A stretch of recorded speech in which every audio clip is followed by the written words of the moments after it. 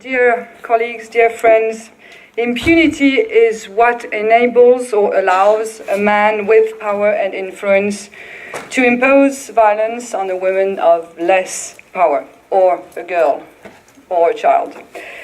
Impunity is not only the daydream of some crazy individual who, although he has been to law school, thinks he can get away with crime because he has a powerful job. If only crazy individuals turned into rapists, while everybody else, including their friends and colleagues, would blame them, then of course no perpetrator would get away with crime. Every part of society would push him to the corners of fear and isolation. This impunity system makes sure that fear and isolation fall on the victims. It is a terror system and in many respects a kind of civil dictatorship. In our democracies, the law states that men and women are equal and that violence is forbidden, so how do they do it? How do they do it? By relying on the media, just like any dictatorship would. And I have tried to come up with 5 ways. I have identified 5 ways in which the media promote impunity, and at the same time they target feminists, because feminists, as you all know in this room, stand on the side of the victims. And the impunity dictatorship goes with feminist bashing. So here are the 5 ways I have identified so far. There are probably many more, but we don't have time today. Strategy number 1 on the part of our enemies. Strategy number 1, the freedom of expression theory, which is the art and advertising are allowed to express any type of representation, violent representation, regardless of the impact it will have on victims and social education. If you complain, because feminists do complain, if you complain, they'll argue that you have no sense of humor, which is wrong, and they'll come up with the freedom of expression theory. Clearly, they are standing for the free expression of sexist violence. There have been several scandals in France where political celebrities have rushed to support the artistic expression of sexist violence. I'll give you just one example. In 2009, the French Minister of Culture, Frédéric Mitterrand, who's the nephew of our former president, gave public support to a then unknown rapper who rapped about how he would abort his girlfriend himself with a knife and how he intended to Marie-Trintignant her. He made this verb. It was a reference to the actress Marie Trintignant, the mother of 4 children, quite a famous actress in France, who was beaten to death by her boyfriend, a famous singer, in 2003. The Minister of Culture compared the rapper to the poet Arthur Rimbaud, and while feminists called for censorship, the macho establishment, Minister of Culture and others pleaded for freedom of expression. Strategy number 2. After freedom of expression, strategy number 2, the no harm or consent theory. The argument is that no harm was really done and everybody should just carry on as normal. Example, the no harm theory was widely used in the support given by the French macho establishment in support to Dominique Strauss-Kahn when he was arrested here 2 years ago. We have a big trend. We have a big trend in France of political celebrities who are friends with the media, and they make one phone call, and here they are in the media supporting their sexist friends. So in the DSK case, it was crazy. They were all over the place, and they invaded the French media. And they are Indian French intellectuals, you know, so they have like intellectual arguments.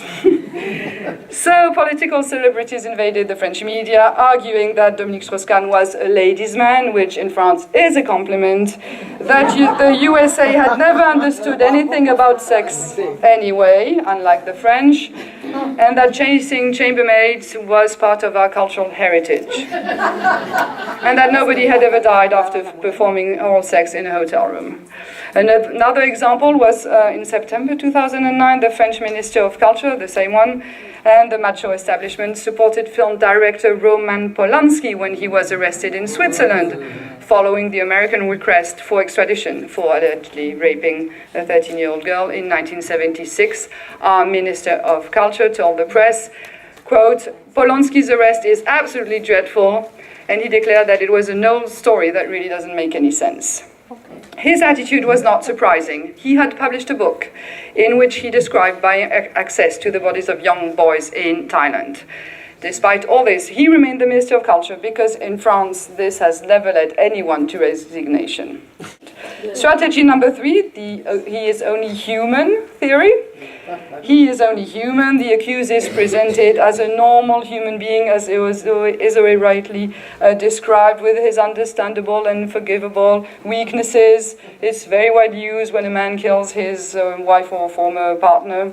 The French media, I'm sure in Italy it's the same, they always mention that this drama occurred because of passion and love and romantic love.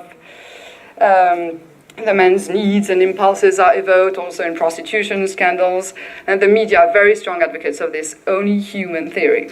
One example, just 2 weeks ago, 21st of February, the daily newspaper Libération published an article about Oscar Pistorius, who had just killed his girlfriend a few days earlier, and the article ended like this: "Behind the heroic and famous sportsman, jealousy, anabolic pills that cancel all inhibition, violent sexism is just an ordinary human being confronted to his passions and impulses."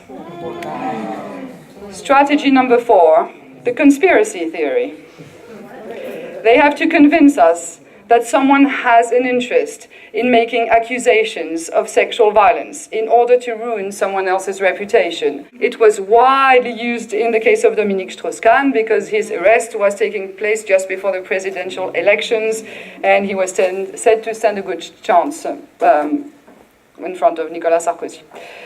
The conspiracy theory scenario was that Nafissatou Diallo had been paid by and sent by Strauss-Kahn's opponents, and as evidence, they argued that no one is forced to perform oral sex, which shows their lack of knowledge on the topic.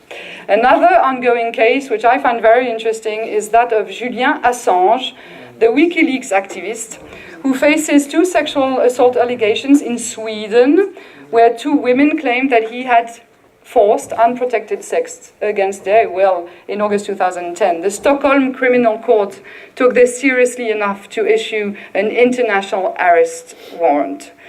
But to avoid this extradition to Sweden, Julian Assange moved into the Ecuadorian embassy in London in last June, and he claims, and his friends claim, that the whole thing was set up by the Americans and the CIA to have him face trial in the USA.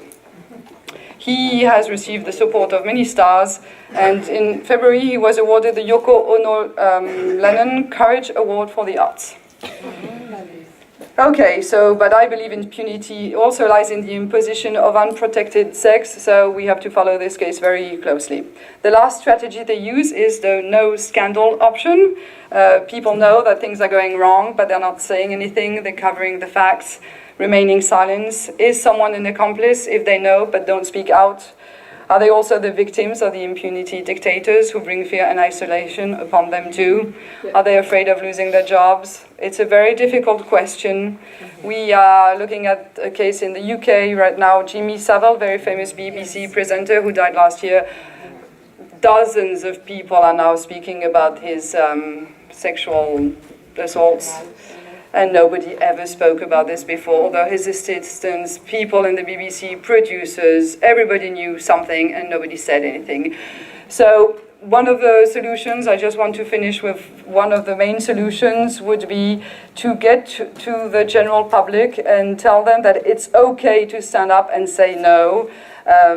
We have to put the balance of powers in our favor.